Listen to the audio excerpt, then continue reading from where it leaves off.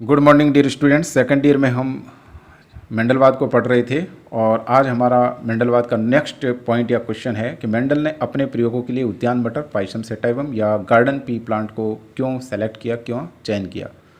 तो सबसे पहला कारण है कि मटर का पौधा जो होता है वो आकार में छोटा होने की वजह से कम जगह घेरेगा, तो ज़्यादा प्रयोग किए जा सकते हैं और ज़्यादा डाटा प्राप्त किए जा सकते हैं, जिससे कोई सटीक निर्णय या निष्कर्ष निकाला जा सकता था। दूसरा, मटर का पौधा एक वर्षीय पादप है, यानी कि कम समय में उसकी अनेक पीढ़ियाँ प्राप्त की जा सकती है, तो ज़्यादा से ज़्यादा डाटा प्राप्त होंगे। तीसरा, मटर का पौधा जो है वो द्विलिंगी है, इसलिए इसमें स्वनिषेचन या स्वपरागण होता है। जब स्वपरागण या स्वनिषेचन होगा तो होमोजाइगस या समयुग्मजी पादप या शुद्ध वंशक्रम को सरलता से मेंटेन किया जा सकता है, जो कि इस प्रयोग के लिए ज़्यादा जरूरी भी था। इसके बाद में मटर के पौधे में कृत्रिम रूप से परपरागण भी किया जा सकता है, आर्टिफिशियली क्रॉस पॉलिनेशन भी किया जा सकता है। और इस कृत्रिम रूप से जो परपरागण कराएंगे उसमें जो पौधा प्राप्त हो गए वो पौधे भी जनन क्षम है, फर्टाइल हैं। उनके बीज जो होते हैं वो उगते हैं, उनसे नए पौधे प्राप्त होते हैं। इसलिए भाई इसमें दोनों चीज़ें हो रही है, स्वपरागण भी हो रहा है और हम परपरागण करवा भी सकते हैं, तो ये पौधा ज़्यादा बेहतर है।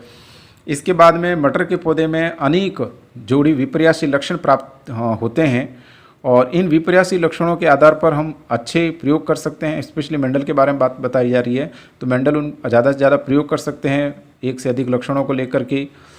तो उन्होंने 7 जोड़ी विपर्यासी लक्षणों को उपयोग में लाया था। मेंडल ने मटर के पौधे के अंदर अनेक विपर्यासी लक्षण थे, अनेक कॉन्ट्रास्ट कैरेक्टरिस्टिक्स थे, जिनमें से 7 जोड़ी विपर्यासी लक्षणों को उपयोग में लाया। और वो 7 जोड़ी विपर्यासी लक्षण को हम क्रमशः इस तरीके से देखते हैं। सबसे पहले पादप को देखो, पादप की लंबाई, पादप की ऊंचाई। तो इस आधार पर पादप 2 प्रकार के होंगे। लंबाई जो होती है वो 2 तरीके से हो सकती है, लंबापन और बौनापन, है ना। लक्षण एक हो गया कौन सा, लंबाई का, उसके 2 रूप, एक लंबापन और दूसरा बौनापन। दूसरा है पुष्प की स्थिति। पुष्प की स्थिति 2 है, एक कक्षीय और एक अग्रस्त, एपिकल ऊपर का। और तीसरा है अपरिपक्व फली का रंग, हरा और पीला। हरा जो है वो प्रभावी है, पीला अप्रभावी है। पुष्प की स्थिति में कक्षीय प्रभावी है और अग्रस्त अप्रभावी है। प्रभावी अप्रभावी क्या होते हैं इसको हम आगे देखेंगे।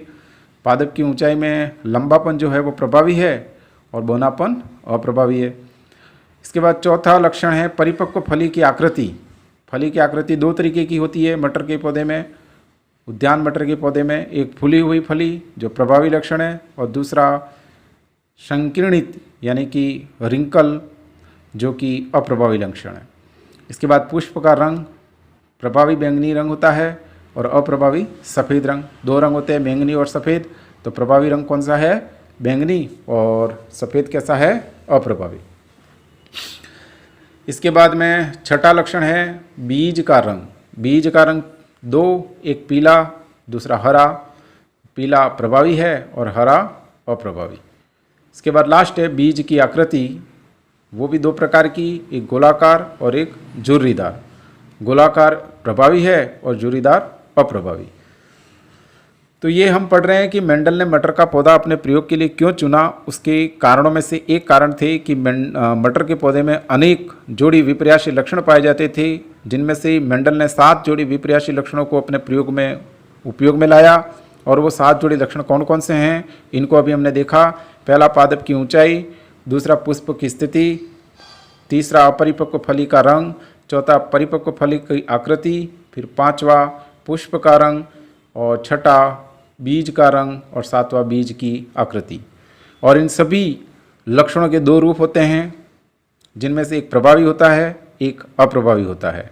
ये प्रभावी अप्रभावी क्या हैं, इन चीज़ों को हम आगे देखते हैं।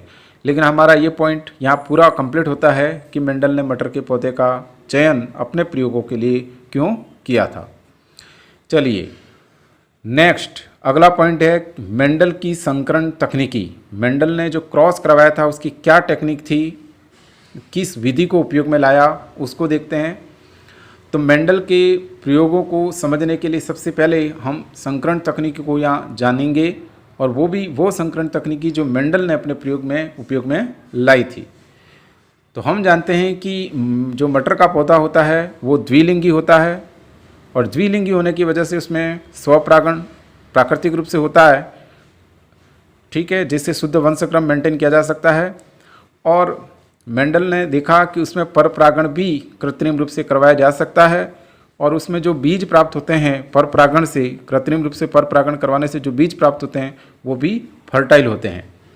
तो मेंडल ने क्या किया, एक स्वपरागण वाला पादप है तो उसने सबसे पहले अपने प्रयोग के लिए, क्योंकि स्वपरागण तो करवाना नहीं था, उसको पहले परपरागण करवाना था, जो डिजायरेबल कैरेक्टर है उनका अध्ययन करने के लिए उस क्रॉस करवाना था उनको परपरागण। तो उन्होंने क्या किया कि स्वपरागण रोकने के लिए, मटर के पौधे में स्वपरागण रोकने के लिए पुष्प में उसकी जो वर्तिकाग्र वाला भाग है, वर्तिका वाला जो फीमेल पोर्शन होता है, उसकी परिपक्व होने से पहले ही पोलन यानी कि पराग को हटा दिया। और इस तरीके से वर्तिका के परिपक्व होने से पहले ही पोलन या पुंकेश्वर स्टेमन या पराग को हटाने की प्रक्रिया जो होती है, इसको विपुंसन कहते हैं, इमेस्कुलेशन, विपुंसन कहते हैं।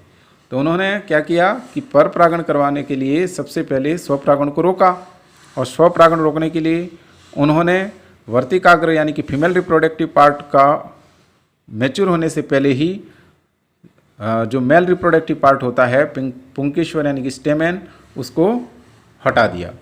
तो इस तरीके से ये जो कैस्ट्रेटेड या जनद नाशित जो पुष्प थी, उन पुष्पों पर जो वांछित लक्षण वाला परागकण था जिस पौधे का, उस परागकण को ला करके उस पर डाला और इस तरीके से एक अन्य पौधे को जनक के रूप में उपयोग में लाया, स्वपरागण नहीं होने दिया।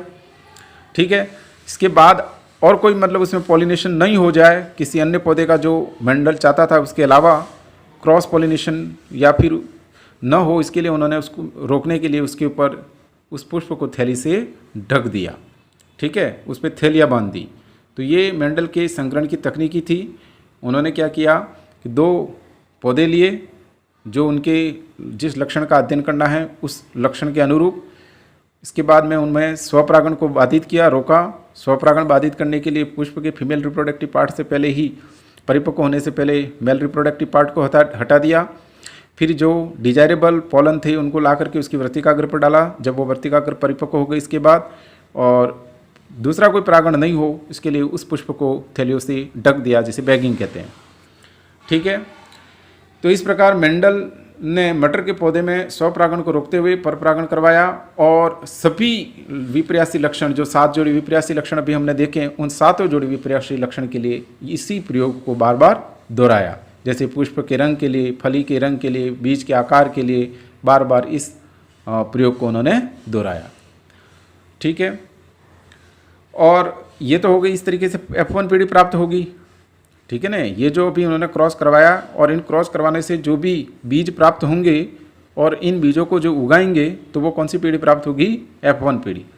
अब F1 पीढ़ी में जो भी पौधे प्राप्त हुए, उन्हीं पौधों में वापस स्वनिचेशन करवाया, स्वपरागण करवाया और स्वपरागण करा करके F2 पीढ़ी यानी कि द्वितीय संकर पीढ़ी प्राप्त की। ठीक है, और मेंडल ने जो जनकीय पीढ़ी उपयोग में लाई थी, जो सबसे फर्स्ट पौधे उपयोग में लाए थे क्रॉस पॉलिनेशन के लिए, आर्टिफिशियल क्रॉस पॉलिनेशन के लिए, उनको पेरेंट्स का। ठीक है, इसके बाद में जो संतति प्राप्त हुई पहले वाली, जो क्रॉस पॉलिनेशन से फर्स्ट पीढ़ी प्राप्त हुई, इसको फर्स्ट फिलियल जनरेशन या F1 पीढ़ी का, और स्वनिषेचन के बाद में जो पीढ़ी प्राप्त हुई दूसरी, उसको उन्होंने द्वितीय संकरण पीढ़ी या F2 का। ठीक है, और मेंडल के जो संकरण के प्रयोग हैं अब उनको हम देखते हैं। ये तो उनकी संकरण की तकनीकी हो गई। संकरण के प्रयोग 3 तरीके के हैं, मोनोहाइब्रिड क्रॉस यानी एकल संकर संकरण, डाई हाइब्रिड क्रॉस द्विसंकर संकरण, और पॉलीहाइब्रिड क्रॉस बहुसंकर संकरण। तो सबसे पहले देखते हैं मोनोहाइब्रिड क्रॉस। मोनोहाइब्रिड क्रॉस यानी एकल संकर संकरण। एकल संकर संकरण का मतलब होता है कि जब 2 पौधों के मध्य में क्रॉस करवाया जाए और उस क्रॉस करवाने के पीछे जो लॉजिक या जो आधार होता है वो एक लक्षण हो, यानी एक लक्षण को आधार मानते हुए जब 2 पौधों के मध्य क्रॉस करवाया जाए तो उसे एकल संकर संकरण कहते हैं। सिंपल सी बात। इसी प्रकार अगर 2 लक्षणों को उपयोग में ला करके 2 लक्षणों को आधार बनाते हुए संकरण करवाया जाए, क्रॉस करवाया जाए, तो उसे द्विसंकर संकरण कहेंगे, यानी कि डाइहाइब्रिड क्रॉस कहेंगे। और जब 2 से अधिक लक्षणों को आधार या बनाते हुए या उपयोग में लाते हुए हमारा टारगेट 2 से अधिक लक्षणों का होगा, तो इन 2 से अधिक लक्षणों को आधार बनाते हुए 2 पौधों के मध्य में क्रॉस करवाया जाए तो उसे हम बहुसंकर संकरण या मल्टी हाइब्रिड क्रॉस कहेंगे। तो अभी हम पढ़ रहे हैं एकल संकर संकरण। एकल संकर संकरण का मतलब हुआ एक लक्षण को आधार बनाते हुए, एक लक्षण का अध्ययन करने हेतु एक लक्षण का आधार बनाते हुए जब 2 पौधों के मध्य में क्रॉस करवाया जाए तो उसे एकल संकर संकरण कहेंगे। यहाँ एक लक्षण को हम और शब्दों में कैसे कह सकते हैं वो देखिए। एक लक्षण के 2 रूप होते हैं, ये अभी हमने देखा था। जैसे पुष्प का रंग 2 रूप हो गए, बैंगनी सफ़ेद। जैसे पौधे की लंबाई 2 रूप हो गए, लंबापन बौनापन। तो इस तरीके से प्रत्येक लक्षण के जो अध्ययन किए जाने वाले लक्षण थे मेंडल के, उन प्रत्येक लक्षण के 2 रूप थे, यानी एक लक्षण के 2 रूप हो गए। तो ये दोनों रूप कहलाते हैं विपर्यासी रूप। तो हम इसको एकल संकर संकरण को यूँ भी कह सकते हैं, एक लक्षण को आधार बनाते हुए या एक जोड़ी यानी कि 2 विपर्यासी लक्षणों को आधार बनाते हुए जो संकरण करवाया जाता है उसे मोनोहाइब्रिड क्रॉस कहेंगे।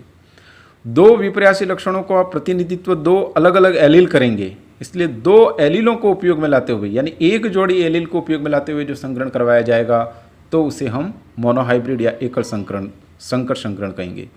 यानी एकल संकर संकरण की सिंपल सी परिभाषा हो गई कि इसमें एक लक्षण को उपयोग में लाया जाता है, आधार बनाया जाता है। एक लक्षण के 2 रूप होते हैं, इसलिए दो विपर्यासी लक्षण यानी कि एक जोड़ी विपर्यासी लक्षणों को आधार बनाया जाता है या एक जोड़ी एलील को आधार बनाया जाता है। ठीक है, तो ये हो गया एकल संकर संकरण। अब एकल संकर संकरण को उन्होंने समझाने के लिए पौधे की लंबाई का लक्षण उपयोग में लिया, मटर के पौधे की लंबाई का लक्षण। अब हम जानते हैं कि मटर के पौधे की लंबाई के 2 रूप होते हैं, 2 विपर्यासी रूप हैं, एक लंबापन और एक बौनापन। जो लंबापन होता है उसे उन्होंने कैपिटल टी से रिप्रेजेंट किया और जो बौनापन होता है उसको उन्होंने स्मॉल टी से रिप्रेजेंट किया। तो जैसे कि आप ये चित्र में देखिए क्रॉस किस तरीके से उन्होंने करवाया। 2 पौधे लिए जिसमें से एक पौधा नर और एक पौधा मादा होगा। ठीक है, जिसमें से एक पौधा शुद्ध लंबा है यानी कि उसके अंदर जो उस लक्षण को निर्धारित करने वाले जो जीन हैं, एलील हैं, वो दोनों टी कैपिटल है, और एक शुद्ध बोना है यानी कि होमोजाइगस या समयुग्मजी बोना है पेरेंट, तो उसके दोनों जीन जो होंगे, दोनों एलील जो होंगे वो स्मॉल कैपिटल टी वाले होंगे। तो ये हो गया आपका शुद्ध लंबा पौधा और ये हो गया शुद्ध बोना पौधा। अब इनमें क्रॉस करवाने के लिए सबसे पहले इसमें गैमेट का फॉर्मेशन होगा, गैमेटोजेनेसिस।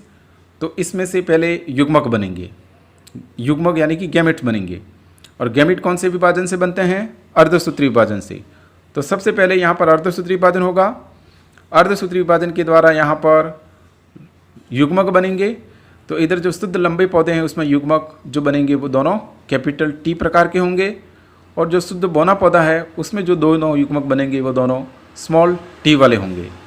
ठीक है, अब युग्मकों के मध्य में क्या होगा? निषेचन होगा, आपस में फ्यूजन होगा, और फ्यूजन से जाइगोट बनेगा, और इस जाइगोट में एक युग्मक जो है वो मेल गैमेट है और एक फीमेल है, तो जिसमें से एक कैपिटल टी होगा और एक स्मॉल टी होगा। और इस तरीके से F1 जो जनरेशन होगी, जो फर्स्ट में क्रॉस या निषेचन से जो पौधा प्राप्त होगा उसमें दोनों टी होंगे, एक कैपिटल टी और एक स्मॉल टी। यानी ये जो पौधा होगा वो, ये जो पौधे होंगे F1 पीढ़ी वाले वो विषम युग्मजी प्रकार के होंगे। क्लियर है? ये हो गई F1 पीढ़ी की बात। अब मेंडल ने क्या किया? F1 पीढ़ी से दूसरी F2 पीढ़ी प्राप्त की, यानी F1 पीढ़ी के जो भी पौधे प्राप्त हुए उन पौधों को उगाया, उन बीजों को उगाया और उनको उगा करके फिर आपस में स्वनिषेचन करवाया, पर परागण नहीं करवाया, अब स्वनिषेचन या स्वपरागण करवाया। और स्वपरागण के द्वारा कौन सी पीढ़ी प्राप्त की? F2 पीढ़ी। तो उस स्वपरागण का मतलब जो पौधे हम दोनों उपयोग में लाएंगे वो दोनों का जीनोटाइप सेम ही होगा, यानी कि दोनों पौधे हेट्रोजाइगस होंगे, एक कैपिटल टी एक स्मॉल टी। इधर वाला जो नर होगा उसमें भी कैपिटल टी स्मॉल टी। ठीक है, एक मादा पौधा और एक नर पौधा, जो मेल है उसमें कैपिटल टी स्मॉल टी, ये भी हेट्रोजाइगस है, और इधर वाला फीमेल जो फीमेल है वो भी हेट्रोजाइगस है, दोनों हेट्रोजाइगस हैं। तो इस तरीके से यहाँ फिर अब क्या होगा? गैमेटोजेनेसिस होगा। गैमेटोजेनेसिस से क्या बनेंगे? गैमेट्स बनेंगे। मियोसिस मतलब अर्धसूत्री विभाजन होगा। और यहाँ पर ये जो चेकर बोर्ड में आपको दिख रहा है कि 3 पौधे लंबे और एक बौना पौधा प्राप्त होगा। जैसा कि आपको चित्र में दिखाई दे रहा है F2PD में, ये आप इस तरीके से गैमेट बना करके इनका आपस में फ्यूजन करवाओगे तो इस तरीके से जैसा कि चित्र में दिख रहा है वैसा प्राप्त होगा कि 3 पौधे कैसे प्राप्त हुए, लंबे और एक बौना पौधा। इसका विश्लेषण हम करेंगे कि भाई लंबा क्यों है, बौना क्यों है, आगे देखेंगे। तो फिलहाल इन पौधों को अगर आप F2PD के पौधों को उगाओगे तो बाहर से यानी कि उनका जो एक्सटर्नल जो फीचर्स होगा, जिसे लक्षण प्ररूप अनुपात कहते हैं, जिसमें से 3 पौधे लंबे हैं और एक बौना है, यानी कि 3:1 प्राप्त होता है। लेकिन अगर इनकी जीनी संरचना देखें, इंटरनल इनका जेनेटिक कॉम्बिनेशन देखें, तो जैसे जीन प्ररूप या जीनोटाइप कहते हैं, वो 1:2:1 प्राप्त होता है।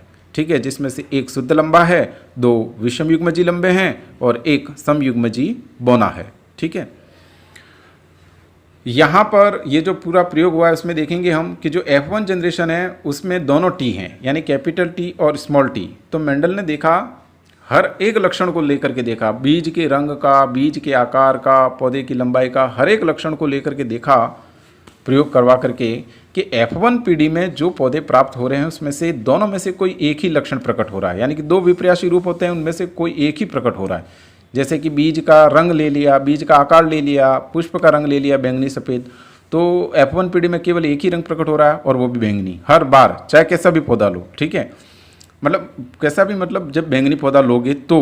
ठीक है, तो F1PD में केवल एक ही रूप प्रकट हो रहा है विपर्यासी लक्षण का। तो जो रूप दो लक्षण का प्रकट हो पा रहा है F1PD में उसे प्रभावी कहते हैं, और जो प्रकट नहीं हो पाता है उसे अप्रभावी कहते हैं। जैसे कि इस वाले प्रयोग में हमने देखा कि हमने लंबाई का लक्षण उपयोग में लाया था।